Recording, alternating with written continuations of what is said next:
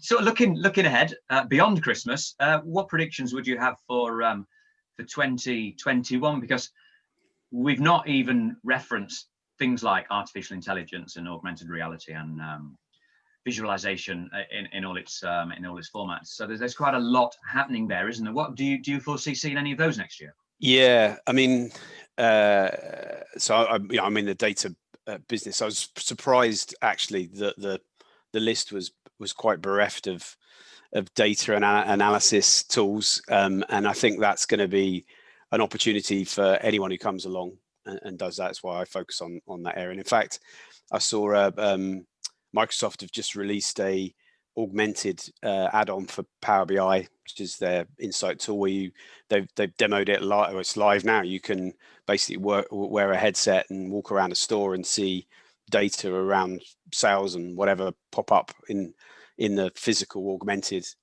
state, which is fantastic, and that can make a huge difference to the management of store space. I think this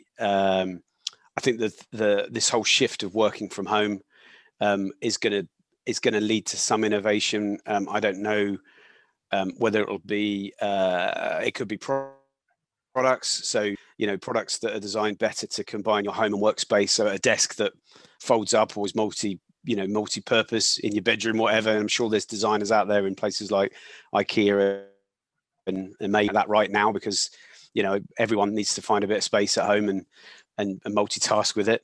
IKEA did on that, Steve. I think IKEA have over the last few years been developing shrunken furniture, haven't they? For not necessarily because people working at home, they were developing it because the average size of a flat, an apartment for younger people, was tiny in comparison with years ago, and now they're having to use it for things which they never use it for before. Yeah, so I think you'll see even more of that, because I know you couldn't get a desk for love nor money for a while, and that I think they're still not the perfect solution for most people working from home, and so you'll see some innovation there. I also how's the retail space going to be re-engineered? Are you going to see changes of permission? You want to hearing a bit about it around the space being used as hub and spoke for online orders. Interestingly, I was there at the time. The first superdrug.com warehouse was in the basement of Oxford Street, just because they had some space. That's probably the most expensive retail warehouse space in the country at the time. But you could see that space, if landlords decide that their best route out of getting at least some money for that site is to enable it to be used at lower rent as a hub and spoke operation, then you could see that happening. The one that I keep my eye on a bit is, I'm still not convinced about robots and drones in delivery, and I definitely think they've got a place in certain solutions, like sending medicine across a mountain range. Makes a lot of sense to have a drone. But if you imagine the amount of Amazon deliveries I have at my house, there'd be the whole air would be full of drones bumping into each other, and the same with the ones that go along the road. I still look at them and think not quite sure how that's going to work. One, isn't it? Because Starship Technologies, who are in this year's report, and I think they've been in for the last 2 years as well. When I first saw them launched at an Oracle event a few years ago, I thought, that's ridiculous.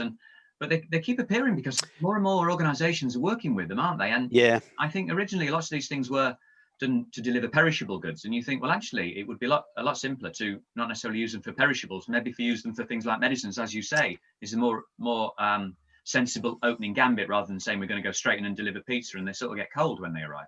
Yeah, I mean, I try not to be too dismissive about it. I just can't get my head around it. And a bit like you, those businesses are still going, and there's other courier companies that are doing stuff as well. But I can't quite see the benefit of it in the sort of streets of London, where you can hardly walk around without tripping up, never mind a load of robots everywhere, the uneven pavements.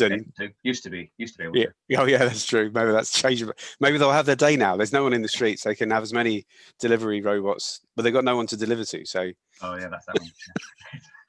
Right. Well, thanks very much for your input there, Steve. That's very much appreciated. Thank you. No worries.